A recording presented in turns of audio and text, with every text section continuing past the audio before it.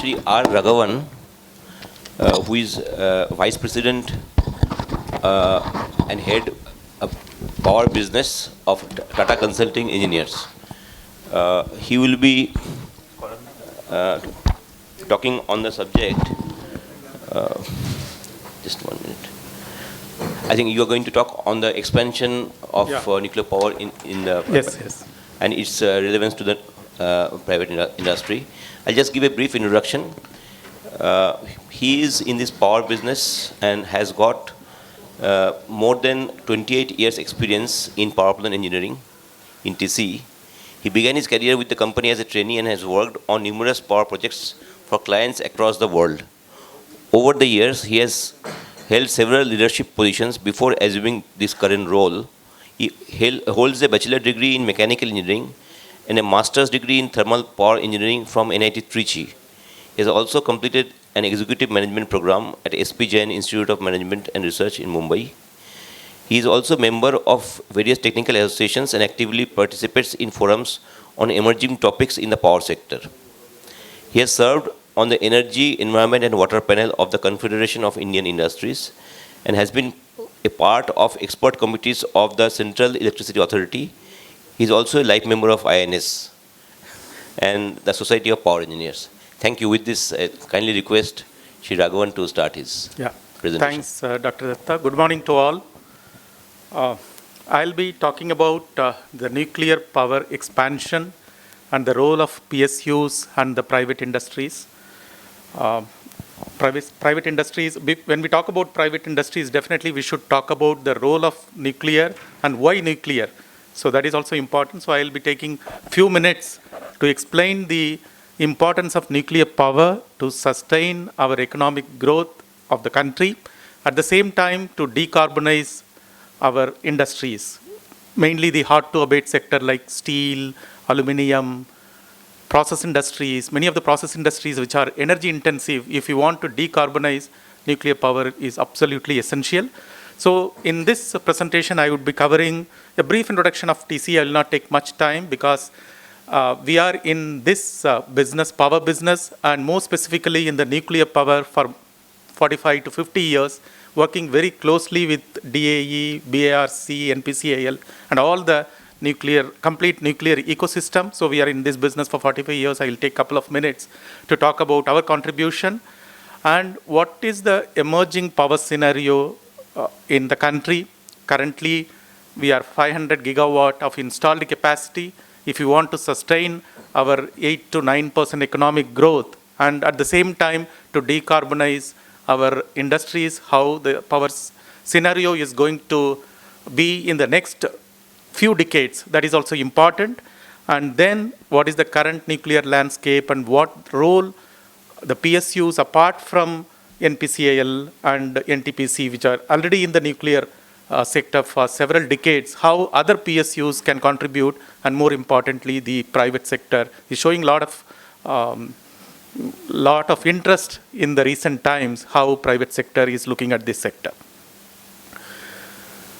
As I mentioned, TCE is part of Tata Group. We are in power business. We are in engineering consulting business for more than 60 years. We have done more than 12,000 projects globally across various industry domains. And to be very specific in the power sector, we have done more than 250 gigawatt of power plants globally, covering all forms of power generation, thermal, nuclear, hydro, renewable, and we are present in transmission and distribution sector as well. One of the largest engineering and project management company in India, having closer to 10,000 engineers working across engineering and project management alone in various industry domains.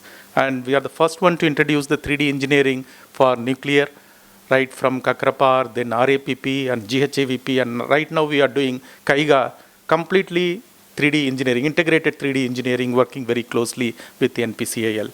So we are very proud of that and very extensive work done.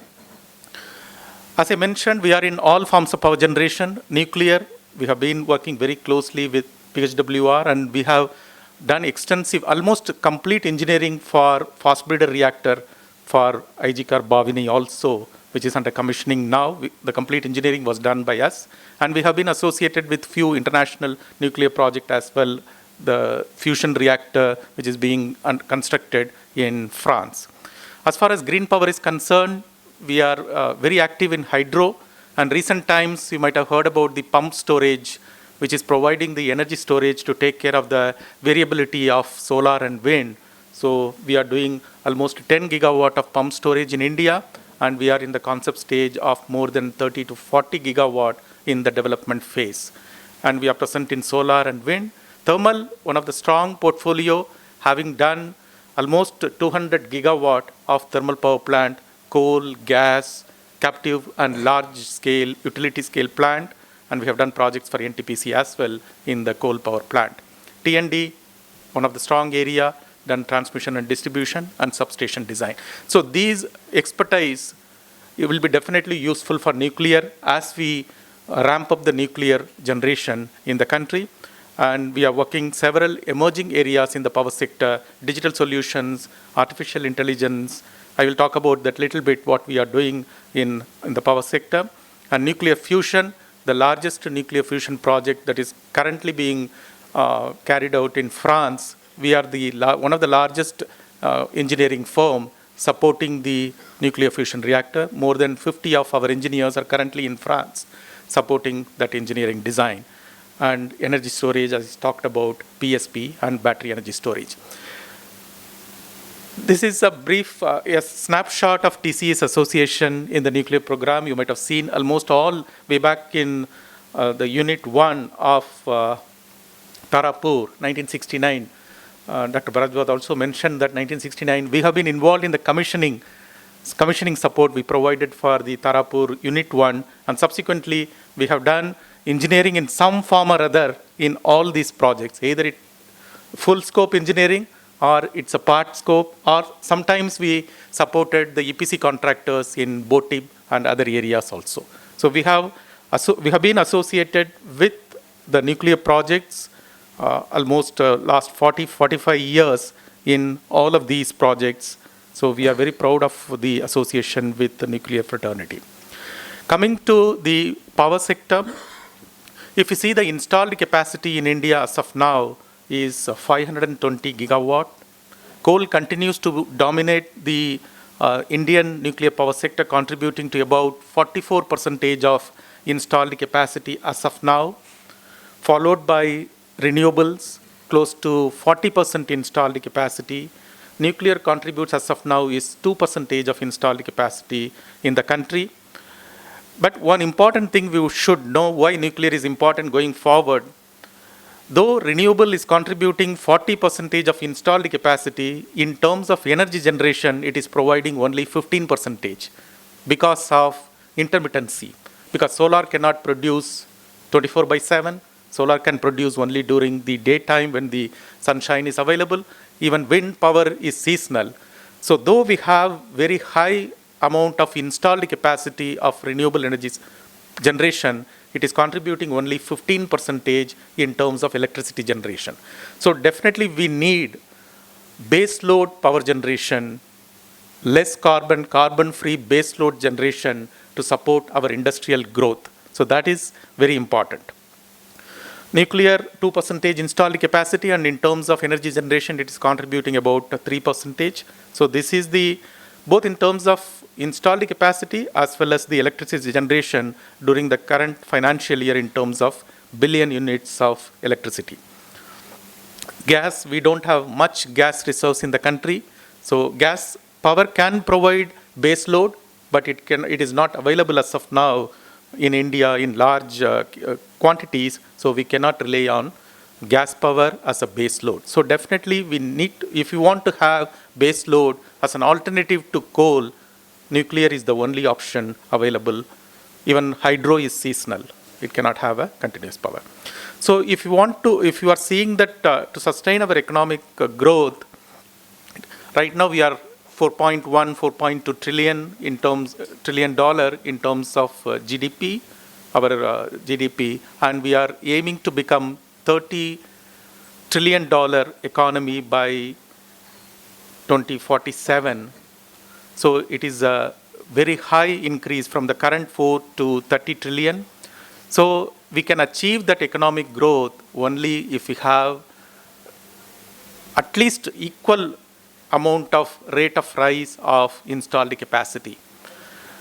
So even the Human Development Index, currently 0.68, we are aiming to reach between 0.8 to 0.9, which also requires the huge electricity consumption. Currently, the per capita consumption is about less than 2,000 kilowatt hour per capita. So we are aiming to reach more than 5,000 kilowatt hour per capita.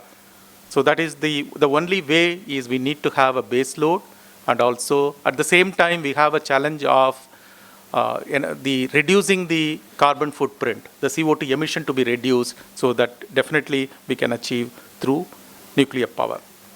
Apart from the overall country's economic growth, which definitely huge amount of electricity demand is going to increase, what is important is the industries. I will talk about only few industries which are energy intensive, like steel, cement, aluminium.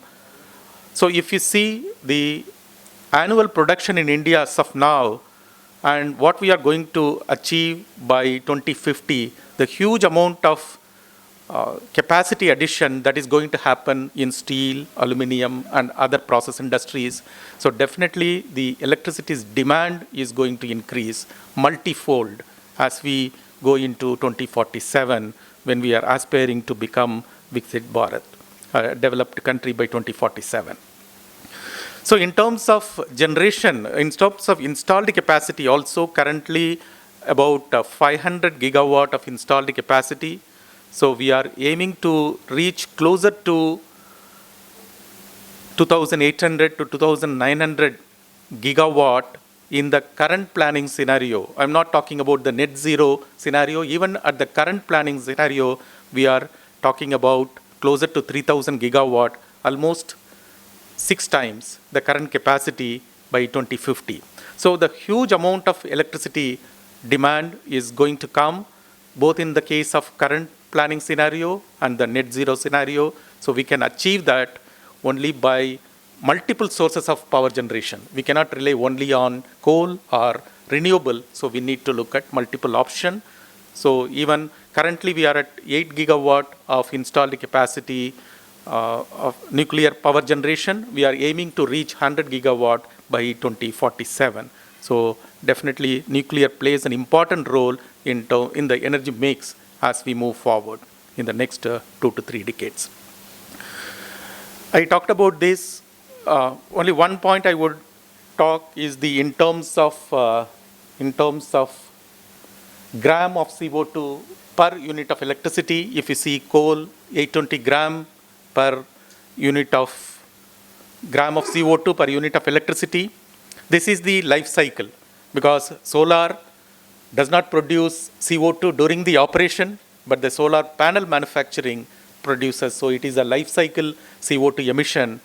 And if you see, the nuclear is the lowest carbon emission footprint per unit of electricity generation.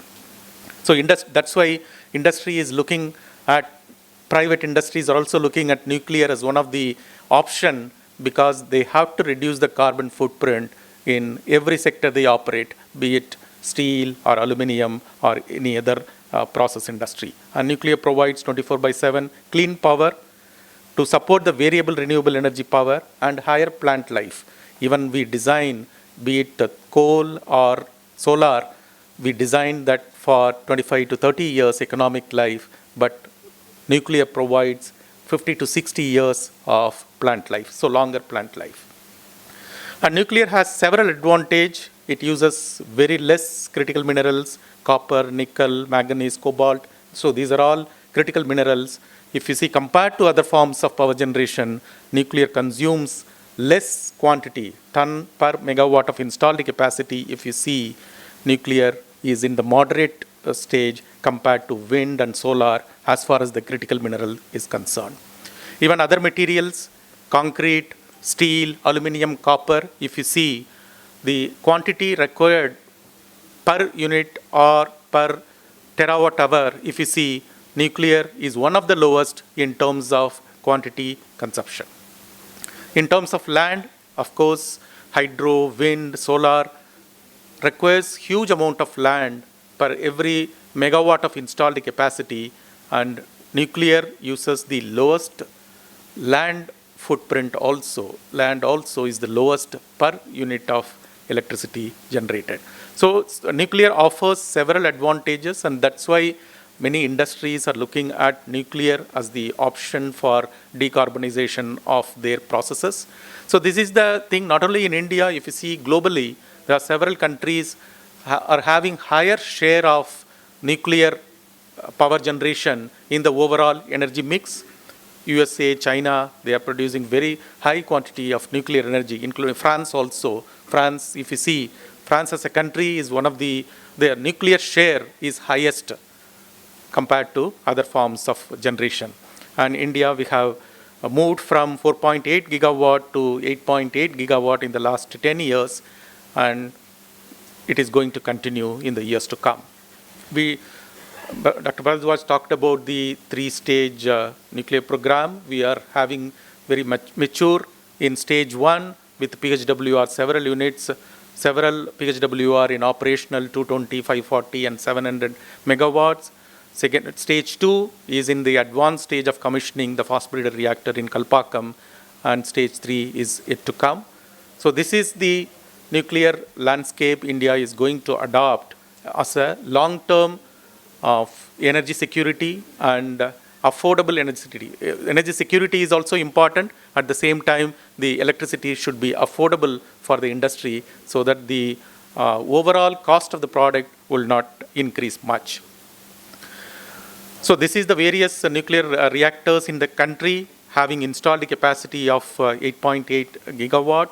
So currently we are having PHWR and PWR to some extent as the technology being implemented in India. Fast breeder reactor is yet to be commissioned, and this is also going to have as one of the technology going forward in stage 2.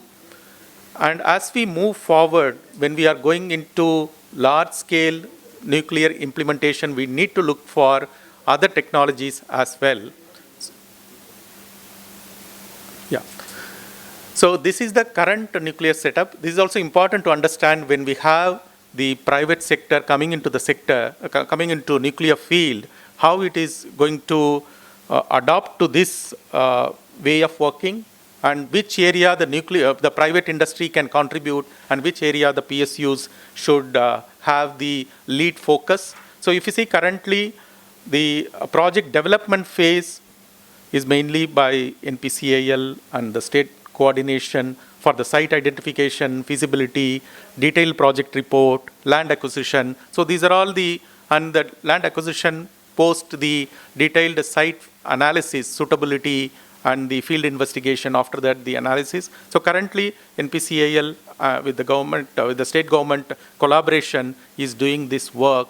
So when the private industry, I will talk about that, when the private industries are entering into the field, how they have to look at the project development phase and also the project operation phase in terms of fuel, in terms of waste management and operation and maintenance over the period of time. So the currently if you see NPCIL and other DAE units are taking full care of the entire project life cycle and also the plant life cycle, operation and maintenance, and the complete fuel management, waste management, reprocessing, everything is currently being done by government DAE and associate units. So if you see, if we have the 100 gigawatt target by 2047 with the present 8.8 gigawatt, government has made, Niti Aayog and the Ministry of Power had come out with the roadmap for achieving 100 gigawatt. So in this case, we need to have multiple options. PHWR will continue. That is going to be the major the technology going forward by PSUs. PWR also we have to explore international foreign reactor technology for PWR. Fast breeder reactor is going to be the next phase. In addition to that, BSR, BSMR also would contribute in the private sector where they require a small amount of power. It is not grid scale power of multiple thousands of megawatt. If they want a smaller power, definitely the small modular reactor would play a major role in industry. As of now, one of the option is 220 megawatt PHWR can be considered. That's why that BSR and BSMR is the new technology, light water based small modular reactor, which is being developed in the country. And we can look at the foreign SMR also, foreign reactor, small modular reactor as an option going forward. It may not be in the immediate future, but in the next 5 to 6 years, definitely we can look at that as one of the technology for the industries. So the Shanti Bill, introduction of Shanti Bill has given several opportunities for both PSUs apart from the current owner-operators, I would say. So the private sector participation in the new bills, so the bill allows licenses can be granted to the private firm, JVs with the government entities to build, own, operate, and decommission the nuclear plant. Complete project and plant life cycle given to the private sector. So definitely this is going to accelerate the project development and capacity addition at speed in the nuclear sector to achieve our 100 gigawatt target. And foreign direct investment is allowed up to 49%. So definitely this will bring foreign companies as JVs, technology collaboration become easier with foreign entities, unified legal framework, which definitely it has been covered in the yesterday's discussion, nuclear liability, statutory status for AERB, policy provision to supply chain. So the Shanti Bill has given the opportunity for the private sector to enter in the nuclear field. So far, private sector has been in the nuclear field for project management, engineering services, supply of equipment. Of course, private companies are supporting NPCIL and other DAE units in the supply of equipment, but now it is given opportunity to own, operate the nuclear power plant for either at a utility scale as a power developer, independent power producers, or for the captive consumption. So this bill definitely provides opportunities for the private companies to enter. I talked about this, the technology option, PHWR, BSR, BSMR, light water reactors, foreign SMR, fast breeder reactors. So these are all the technologies available. So when we look at the options for PSUs and the private companies, so we can think of this entire implementation under 4 categories. Central sector PSUs, NPCIL and NTPC will continue to implement the large scale, utility scale PHWRs and other type of reactors. So that will continue. State generating companies also now as a PSU, as a state PSU can implement nuclear projects either independently or in collaboration with NPCIL and NTPC. That is the second option. So both central and state PSU can implement the nuclear plant. Now post Shanti Bill, the options available, private companies, private power producers can enter into this field either independently, again collaboration with NPCIL or NTPC. That is also possible through joint venture. They can implement the power generation and captive power generators like steel, aluminum, process industries like refineries. So they can also go for independent power installation to support their process industries. So multiple options are available. So how this, there are 2 slides I have prepared to explain across the project life cycle, what are the things the private can do and how the government and other PSUs can support. Pre-project activities, I would say still the greater role can be played by PSUs in identifying the suitable land.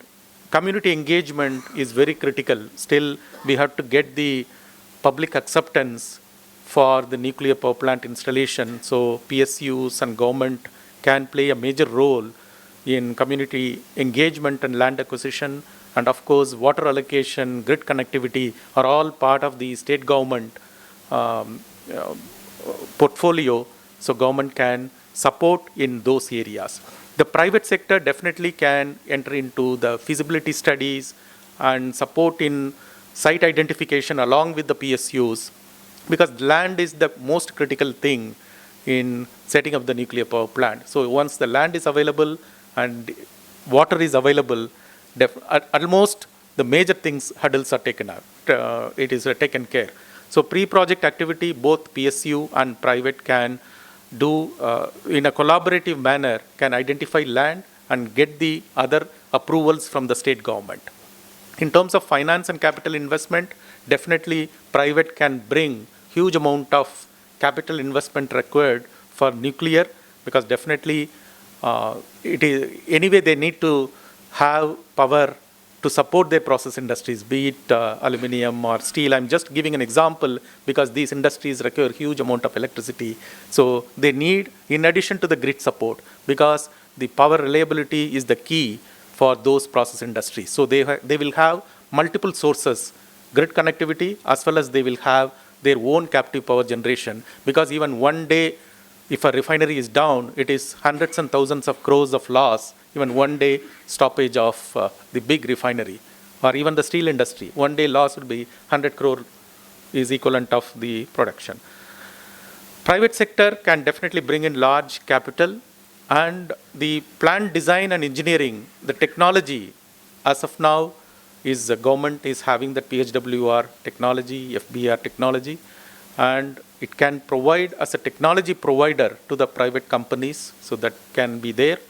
And private companies can take up the detail engineering. Once the basic concepts and basic engineering, those things are available, private can focus on engineering, balance of plant design, and design optimization. Those things can be done by the private company. In terms of R&D, I would say PSUs and the government entities should lead R&D for future technologies. Of course, private can support in modularization and also the ease of manufacturing, how we can do because when we say SMR, we expect the major portion to be factory built. So how we can do major manufacturing in the major activities at the workshop or the manufacturing facility and minimum site work. That is the main advantage of SMR, the modularization, precision manufacturing, so that the site activities are minimized and we can implement the project at the faster pace. Supply chain, definitely private can. Right now also private companies are focusing in a big way, but we can extend that, create more number of suppliers for the critical components, so that when we talk about, because we are currently installing 1 gigawatt, 2 gigawatt per year, so that should increase to 5 to 6 gigawatt per year. So we need more number of suppliers for all the components. More specifically, I would say critical components, nuclear specific critical components. We should have more suppliers. Definitely they are interested. Once the requirements are known, they are ready to invest and build capacities to support the nuclear plant capacity addition. Of course, they can do a lot of activities. Private sector can play a major role in construction and commissioning activities, bring in their project management expertise, bring in their new technologies, what they are using in other sectors. Even many of the constructions can be automated to have high quality of construction, and at the same time we can reduce the construction time, which is happening in other sectors. So private sector can bring in the expertise available in EPC execution, schedule optimization, those project management practices, global practices can be brought by the private sector. Plant operation and maintenance, of course, right now PSUs are operating the plant, so we need to have the training of operation and maintenance in the private sector. Till we reach that time, PSU should take the lead, and going forward, training, extensive training for operation and maintenance to be taken by the private companies, so that it can be sustained for longer periods of time. Fuel cycle, heavy water and waste management, PSU should lead. Even the Shanti bill says that the fuel related and waste management will be with the government and the PSUs, and private will have only to ensure that all the statutory requirements are met during the construction and operation and maintenance phase of the nuclear facility. Human resource development, it should be a joint effort both by the PSUs, government and also the private to build capacity and capability of the manpower required at all phases of nuclear plant implementation, construction, commissioning, and operation and maintenance of so many nuclear plants in the country. Risk and liability management, it is also well covered in the bill. And private sector can definitely bring in the latest technologies, AI and digital, in every phase of the project implementation for accelerated design, how we can shorten the design cycle, and also how we can reduce the construction time with digital twin and simulation of construction, sequence of construction that can be done so that we can optimize the construction time, which we are doing in other industries. That is definitely private sector can lead, and regulatory licensing aspect is a co-creation. So the major drivers for public-private participation in a collaborated way is how we are going to achieve that 90 gigawatt addition, though government is having plan for PHWR expansion, PWR expansion up to 2032, but still we need to have plans for 75 gigawatt, how we are going to accelerate in the next 20-25 years so that we can achieve 100 gigawatt of installed capacity by 2047, huge amount of capex. So definitely private sector can bring capital flow and also FDI boost. So one is from a capital perspective, capex requirement, private sector can contribute. And also if you see the tariff, the capex is only contributing 70 to 75% of the thing, 15 to 20% O&M, and fuel contributes only 5 to 10% in the levelized cost of electricity calculation. So the project, if we optimize the construction time, we can save a lot of interest during construction, which is a major component in the LCOE calculation. So definitely the LCOE can be optimized if we are able to reduce the project implementation time. So definitely private sector can play a major role. Supply chain, scale up of private sector share, more capital required even to build the capacity for manufacturing, that is also there. Risk sharing and nuclear liability, we talked about that. Industrial decarbonization opportunity, so this is the big thing for the private sector. So they are very keen to enter into nuclear because of low carbon, it's a least carbon power generating mode, and which is very much required. If they want to export their product to international market, this is one of the important requirements. They need to have the green renewable power, because solar alone cannot support their energy intensive continuous power requirement. So that's why the captive plant, and they are very much keen to decarbonize their industrial processes. Public sector financing risk, so that can be to some extent taken care by the private. So here in the next few slides, it is what is the process we are following at every stage in terms of licensing or in terms of implementation of the project, and how private player can contribute. So this is the pre-project activities and the project development phase. I talked about the site screening exercise and the detailed site selection analysis and the site survey done. So here private companies can form a core team for identify the possible locations across the country, which many companies are already doing. So this is one area where private companies, mainly private, can provide land. So that is major part of the thing is taken care in the early stage. And also to do the field investigation, we need to have more number of agencies to do that. So that is also one of the bottleneck we may face, because the field investigations are very technically intensive work. So we need to have more number of agencies to do the field investigation so that the more sites can be identified and the pre-project activities can be shortened. Right now we are taking about 2 years to have the site approval. Probably if you have more agencies, it can be brought down to 12 months to 15 months. So that is also one area where private also can play a major role. In case of design, another aspect is we need to have a standardized design. Even if we are going for BSR, Bharat Small Reactor, that is 220 megawatt PHWR, we need to have standard design so that private can take the design and go for accelerated implementation. So it should take care of the 2 or 3 seismic options, seismic criteria, so that we can have an optimized design. And as soon as the site is selected, they can go for implementation. So standard design, and private can play a major role in standardizing the design, because private companies are looking for implementation at a faster rate. Even in case of nuclear, they are expecting 3 years the power should be available, or at the maximum 3.5 years the power should be available from the start of the project. So this also an important role. Both PSU and private can collaborate and standardize the design. We can have 2 or 3 types of design, so that depending on the soil condition and the site condition, they can take up the design for accelerated improvement. So private can play a major role.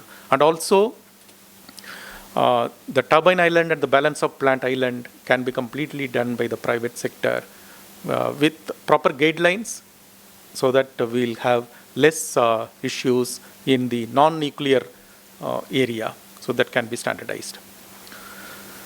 Here again, we can have a comprehensive program to reinforce the indigenous market for nuclear, more suppliers, and integrated 3D engineering, modular design, safety assessment. So this is one area where both private and PSU can collaborate, standardize. Even for 700 megawatt, we can have the standard approach. Some companies may look for, some of the PSUs may go for large capacity PHWR, so that can be accelerated. And also the future reactors, BSMR, and high temperature gas cooled reactor in the future. So those things can be standardized with the support of private companies in design, manufacturing, and also in the construction phase. I talked about this, how to accelerate the construction and contracting and construction. This is also an important phase, and we can have a standard project implementation approach in terms of contracting and construction. So definitely we can have accelerated implementation to achieve our 100 gigawatt target. So private companies can play a major role. So they are also looking for visibility of the future project. Once the visibility is given, they can build capacity for manufacturing and also for construction purpose. So this is one area where private also can contribute in a significant manner to achieve our target. Operation and maintenance, I talked about that. We need to have proper training, enhanced vendor. Here also we need to have, during the operation and maintenance, we need a lot of supplier ecosystem, contractor ecosystem to do operation and maintenance of various facilities, equipment during the operation phase. We have to strengthen the human resources, training, and of course the fuel and waste management related would be taken care by the PSUs with the guidelines given in the codes. The financing strategy, if you see, cost reduction measure is one area PSUs can definitely look at. Private sector is also discussing, deliberating how we can reduce the project completion time. I talked about the IDC, this is a major factor. How whether government can look at GST reduction, duty exemption for import of some material, enhance the plant load factor. Though the nuclear plant is operating at a very high plant load factor, even for the calculation of LCOE, whether we can consider higher plant load factor. Fleet mode procurement. Fleet mode procurement would definitely save huge amount of cost in every equipment. So fleet mode procurement, competitive bidding mechanism. So these are all some of the cost reduction measures, because we have to keep the capex as low as possible so that the private industry will show interest. Soft loans, long-term loans, allowing 49% FDI is there now. So these are all some of the options. The private and PSU can jointly work together, how we can make the capex as low as possible so that LCOE is affordable for the industries. From a consumer side, so there are several options, like in coal or hydro. We have DISCOM can take the power completely. The distribution company can take the power completely, like NPCL is having the long-term PPA with DISCOM. So that is also option available for private companies, or they can go for complete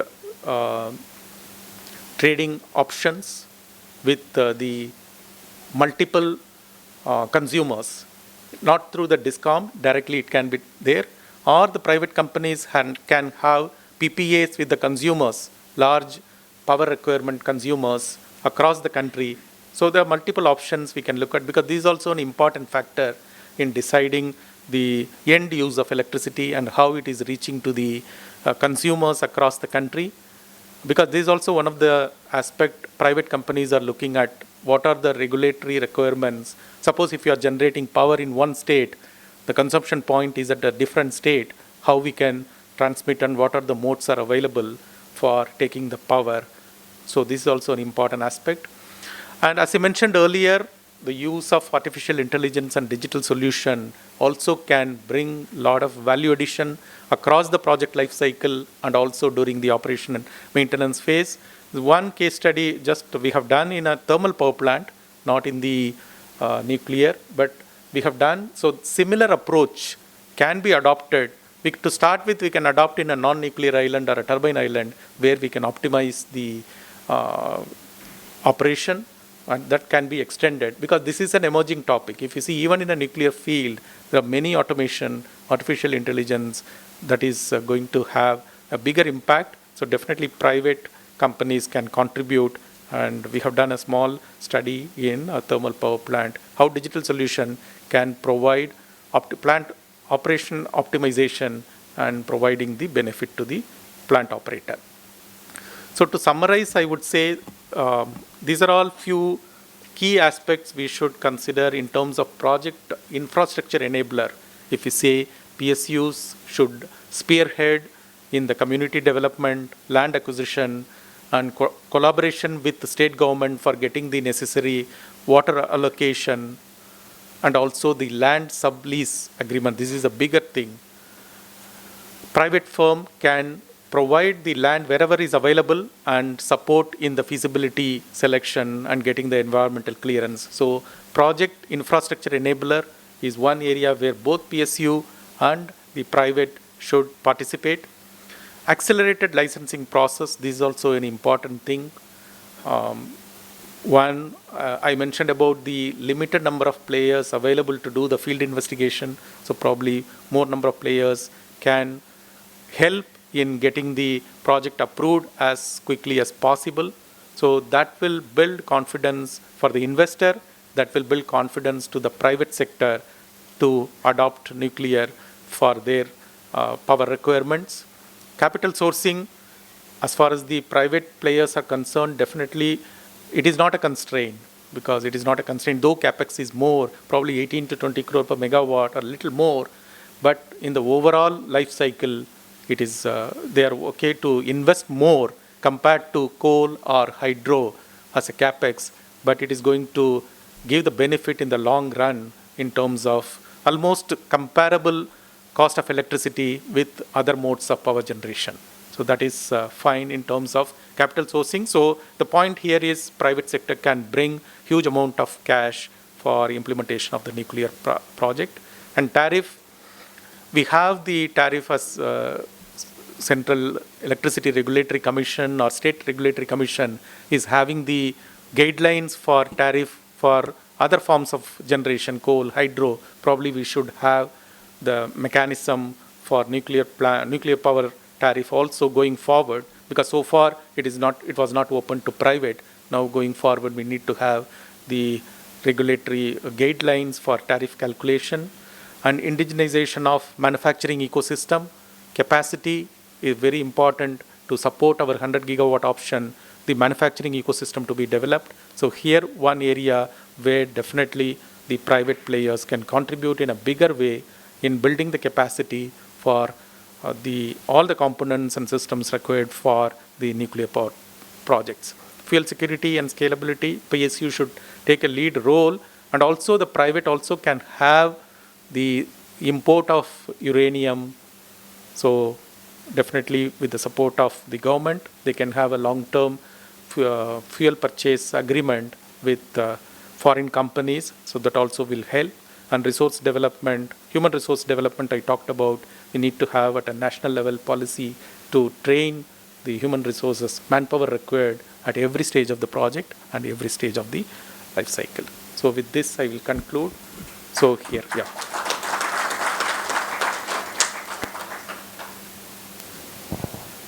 Thank you, Shri Raghvan, for such a nice talk. And from the private side, we normally are not that much accustomed, but you have given a very nice coverage of the entire topic. Before we open a few questions, I had one small question. Yeah, please.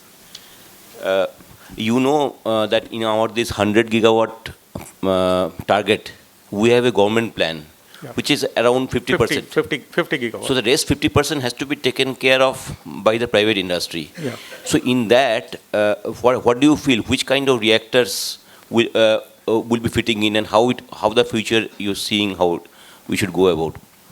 So if you see, earlier we started with the BSR, 220 megawatt PHWR as one of the option. Even the tender was there. Many private companies have shown interest. But if you ask many large private companies, they are still looking at 700 megawatt or 1000 megawatt reactors to meet their energy demand. And there are few mid-size and smaller private companies, they are looking for smaller reactors. But everyone is asking for technology availability and what is going to be the levelized cost of electricity. Ultimately, suppose if it is a foreign imported reactor, capex is more, LCOE also will be high. So the energy affordability is very important. So they are open. I would say private would go in a big way for PHWR to start with till other technologies are available. So that is the thing I'm thinking. Even many private companies are now talking about whether 700 megawatt PHWR can be used, or some companies are thinking 220 megawatt PHWR, because still SMR is not available. SMR in true sense, I'm telling, not the 220 megawatt. SMR is not available. Even imported reactors would be very costly to support the economic decision. Here, one interesting, I had an interaction with few people. There are some investors, Indian investors, but they are small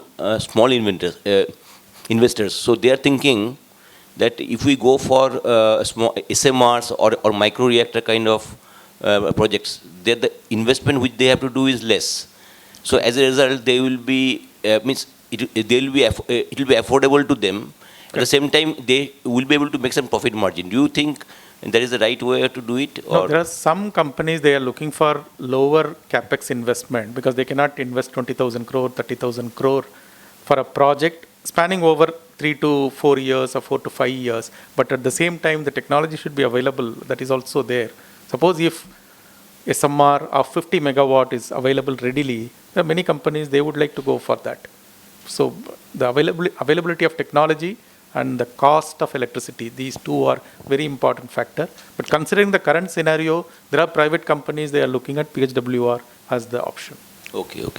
Thank you. Now we open it to the house. If anyone has any question, please.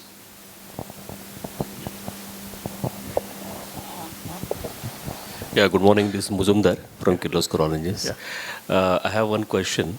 When we talk about the micro reactors, what could be the minimum capacity that would be available from any of the foreigners or from where we can get the technology? No, we have heard about, still there is not many commercially available micro reactors globally also. So people are talking about 10 megawatt, 10 megawatt? 10 megawatt micro reactors. 5 megawatt? Oh, okay. 10 megawatt they are talking, but still it is not in the commercial thing. Right. I have one more second question. Initially, when we are talking about the SMRs and BSR also, the idea was to have every district place in India to have this kind of a SMRs to take care of the, the overall requirement of the electricity. Is it still on kind of a thing, or is it something that needs a further review? Which one, BSR you are telling? I'm BSR. talking about SMRs. Anyway, Dr. Nayak will talk about SMR in the next session, definitely. Right. But BSR is active. BSR is active. The tender is active. Even 220 megawatt is a good option for private industry. They will be very keen to continue. Though, but more to go with the cement and steel and other industries. Steel and copper. Only thing is, as of now, it is not modular. It is a small reactor. Correct. But it can be modularized. It can be standardized, so that many private companies would show interest in 220 megawatt. Okay. Because they can go for multiple. In process industries, one requirement is they want multiple reactor to ensure reliability. Suppose one reactor is down, so at least the other reactor is giving half of the power. In case of, I'm telling, reliability and power availability is the key. So generally in any process industry, even for other forms of power generation, coal or gas power plant, they will not go for one large turbine. They will go for smaller multiple, so that the process industry is having power at any point of time, even in case of shutdown of one or two turbines or boiler. In case of conventional, here it is there. So the reliability, availability is important for process industries. Okay. In case of grid scale, it is not there. If one power plant is down, it can provide power from the other thing. So in case of utility scale, they used to go for larger capacity to get the better cost of electricity. But in case of private industry, in case of process industry, the concept is different. They are ready to pay a little bit more in tariff, but the power reliability is important. Yeah. Can I ask one question? Yes, please. See, few years back, when I used to discuss in some platform, it was very easy to justify nuclear power because cost was less compared to renewable. Now the whole thing has been turned completely 180 degree. So the justification on nuclear power you had given that less requirement of land and the 24/7 baseload supply.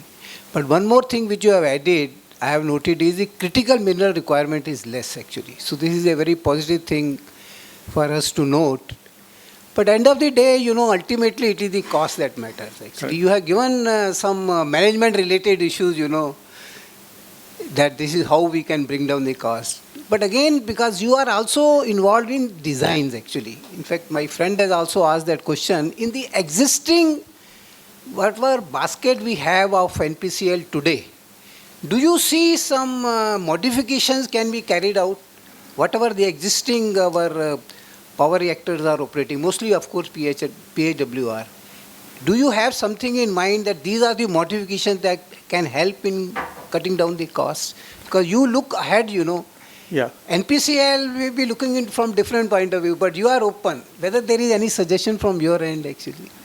Sir, more than the reactor, I would say the overall cost of the project, that is important. So one I mentioned during the presentation, the interest IDC, interest during construction, because we are borrowing money to implement the project.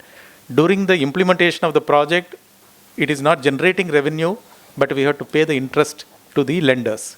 So that is contributing to almost 20 to 22% of tariff, the IDC. If we shorten even by 1 year, the LCOE is reduced. We have done multiple options. If you do a project in 5 years, if you do a project in 3 years, what is the LCOE variation because of lower interest during construction? So that is one. It's an important component. It's a major component in terms of tariff. And also some optimization can be done in the balance of plant and other thing to have the overall capex as low as possible. And one important thing is in case of coal, we used to have 25 years as a time frame for levelized cost of electricity. But in case of nuclear, we take 40 years. So that is also giving advantage for the nuclear. We have a longer tenure for levelization of the tariff, because coal plant, it is gated by the CERC, 25 years we have to consider. Nuclear, being the plant life itself is 50 plus years, we are taking at 40 years. That is the DAE guideline, 40 years tariff calculation. So that is also, so even with 20 crore per megawatt compared to 8 to 10 crore per megawatt of coal, because the OPEX component is less, I would say tariff of nuclear would be comparable with coal. My question was different. I was interested in modification in the design. Yeah, definitely, sir. It can be. I fully agree. I agree. If we have the standardized design, definitely it is going to help. It is going to. Right now it is not modular. Right now it is not standardized. It can be modularized and standardized so that the manufacturing cost also will come down. So one of its kind product, or if it is standardized and we are producing 30, 40 reactors in a standard design, definitely the cost will come down. So design and manufacturing will play a major role in the cost optimization when we do the modularization. Sir, two small questions, sir. Yeah. Based on the TC interaction with the foreign technology provider, the and Indian firms, and as well as the foreign investment parties, maybe TC or the another their firm, are you expecting any joint venture or financing by the foreign companies in Indian private companies, or what will be the issues? No, definitely capex investment, many foreign investors are interested. Because in the Shanti bill that has been allowed, 49% is allowed. investment. 49, no, even private companies, when they are going for implementation of projects in India, be it nuclear or non-nuclear, they take money from the foreign investors. So that is there. So many private companies are showing interest in, for example, investment, borrowing money from Japan, where the rate of interest is the lowest. Even for high-speed rail in India, Japanese that is a investors. Government project. I am saying the No, private industry. players are also taking money from foreign Private investors. players are taking for a small project, but like this captive means No, they are capital showing interest. intensive project. They are showing interest, private companies, and also foreign investment companies are showing interest to invest in India, including nuclear. It is there. Yeah. And second question, sir. Which model of SMR will make viable solution for the data center or captive power plants solution? Like in India, if the bigger nuclear reactors are constructed, it will be a less captive, capital intensive. But rather than SMR, etc., if you are suggesting, that is suggestion means it will be Andaman Nicobar, you can have the different, because here the entire grid network is available. The data center can use the grid network from this nuclear power plant, the other nuclear power plant, bigger, or the captive power plant. Is there any solution for that? No, data centers also, it depends on the capacity of the data center, okay? They're also called in terms of megawatt only. There are 5 megawatt data center, there are 500 megawatt data center also in terms of power requirement at one location. So if you see data center typically require about 100 megawatt capacity. That is the global thing. Even in US, if you see, huge number of data centers are coming up, and they are also looking at nuclear as one of the option, but we are not having SMR of that capacity, small reactor of that capacity. So going forward, I would say SMRs will play a major role for powering the data center. But in India, the people will see the cost effectiveness. Cost effectiveness. In America or Western countries, it is a investment, it is a different story. Yeah, correct. Many of the international companies are coming to India for data center because the cost of electricity is lower here. Okay. Even all the forms, if you say solar plus battery energy storage, or grid power is one of the lowest in the world. That's why many international companies are, because data center, the major operating cost is the electricity cost. So India being the lowest cost of electricity producer globally as of now, many international companies, big companies, are planning to set up data centers in India because of that. So right now they are looking at, but going forward, the green and clean power is also an important. So that will, the only concern is we are not having the SMR of that capacity which can power the data center immediately. Going forward, it will happen. I think questions on SMR will leave it for the next speaker who is going to talk on SMR. Let's ask other questions, not about SMRs here. Yeah, please. One minute. Wait. Please tell your name. Sir, my name is Manish Jaswal. I'm from Engineers India Limited. I just wanted to know, when you talk about LCOE, and previously, yesterday we saw that the landed cost of electricity was around 5.5 rupees, which is being sold by the nuclear power plants. So when you say that you are going to reduce the construction time to 3.5 years, so how much impact do you see on the LCOE because of that, and what is the exact cost which do you foresee? Yeah, so one I mentioned about the duration, 40 years we are considering, okay? So that is one. Second one is the fuel cost, what was considered earlier and what is available. Fuel cost is also increasing. Uranium prices are increasing globally, and also the LCOE, we need to, whether we are taking the constant fuel pricing for 40 years or we are taking escalation. The escalation is not clearly defined, but we used to take certain percentage of escalation fuel price over a period of time. So what I'm saying is these are all implied or inherent factors that is to be considered. If you see standalone, 5 years of implementation to 3 years of implementation, the IDC component will have a reduction of 30 to 40 paise reduction is possible, only because of IDC reduction. But there are several other factors to be considered. PLF, whether we are considering 80% plant load factor or 65% plant load factor, that plays an important role. Uranium cost, how many dollars per kg of uranium you are considering? Are you considering 3% escalation year on year in fuel price? So that is also an important factor. So there are multiple factors. As you have rightly pointed out, 5 rupees, 5.5 rupees is also the coal tariff nowadays for the imported coal. If you see, that is also, so I would say it is comparable. It will not be exactly same. It will be comparable with coal, or in case of solar standalone basis, it will be 2.5 rupees, but it is available only for few hours in a day. If you want round the clock, you need to have storage. So solar plus battery energy storage or solar plus PSP, that also will come to 4.5 to 5 rupees. Round the clock power, if you see round the clock power, that is also will come. Otherwise, standalone solar is the cheapest. How much time reduction do you see because of the standardization it will have?